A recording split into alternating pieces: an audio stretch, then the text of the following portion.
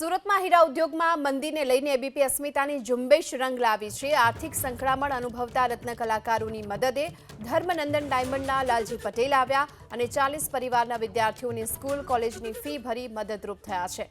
આર્થિક તંગીના કારણે રત્ન કલાકારો આત્મહત્યા કરતા હોવાના કિસ્સામાં વધારો થયો છે।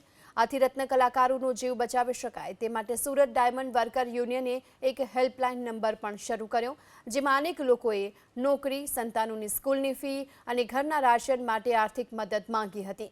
આ વાતની જાણ ધર્મનંદન ડાયમંડના ઓનર લાલજીભાઈ પટેલને થઈ હતી। તેમણે વિદ્યાર્થીઓની ફી ભરી આપવાની તૈયારી દર્શાવી મદદ માંગનાર પરિવારની આર્થિક સ્થિતિનો સર્વે કરાવ્યો, જે બાદ રત્ન કલાકારના સંતાનોની સ્કૂલ કે કોલેજની ફી માટેના આજે ચેક આપવામાં આવ્યા। 40 વિદ્યાર્થીઓને 15,000ની સ્કોલરશીપની મદદ કરાઈ છે। આ કાર્યક્રમમાં ધર્મનંદન ડાયમંડના સ્થાપક લાલજીભાઈ પટેલ, ઇન્ડિયન ડાયમંડ ઇન્સ્ટિટ્યૂટના chairman Dinesh Navadiya, diamond worker યુનિયનના ઉપપ્રમુખ ભાવેશ ટાંક ઉપસ્થિત રહ્યા।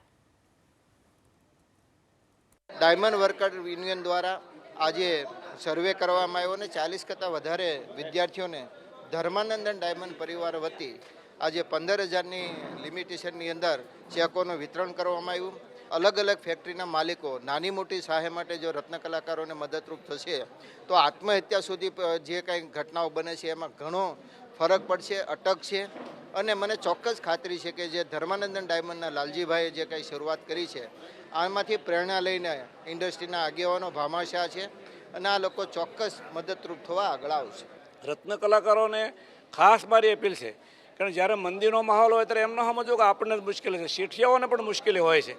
તો શેઠિયાઓ તો કરકસર બુદ્ધિથી કરતા હોય, પણ રત્ન કલાકારો પણ વ્યસનમાં કે બીજા આડાવાળા ખર્ચા બંધ કરવા જોઈએ, જેથી કરીને આવક જે ઓછી થાય છે એનું આપણે ભારણ સહન કરી શકીએ। ડાયમંડની હાલની સ્થિતિ પણ જે યુક્રેન યુદ્ધ ચાલુ થયું પછી પાછું ઇઝરાયલનું થયું એટલે સુધારાજનક તો છે જ નહીં, પરંતુ 4-6 મહિનામાં દિવાળીના વેકેશન પણ આવે છે। અત્યારે લોકો વેકેશન પડવાના છે એટલે થોડી મજબૂતાઈ પકડે તો દિવાળી પછી 3-4 મહિના પછી સારું થાય એવી અમને આશા છે। હસબન્ડે સુસાઇડ કર્યું હતું ને એમને સારું હતું, મને તકલીફ બહુ હતી, ધર્માનંદ ભાઈઓને સહકારથી મને આજે મળી છે।